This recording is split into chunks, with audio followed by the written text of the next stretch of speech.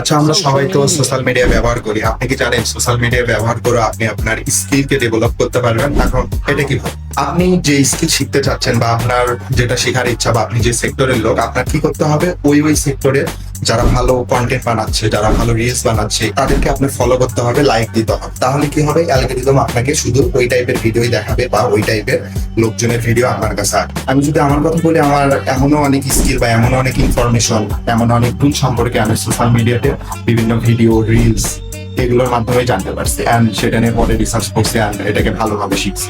ঠিক আছে?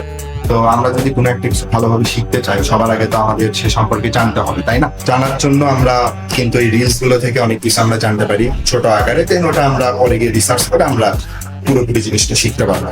তো রিলস দেখা ভালো, বাট সেটাকে আপনার মতো করে কন্টেন্টটাকে কনজিউম করতে হবে। আপনি যে টাইপের কন্টেন্ট কনজিউম করবেন, আপনার সাইকোলজি ওরকম হবে এবং আপনি ওই জিনিসের দিকে বেশি মোটিভেটেড হবেন।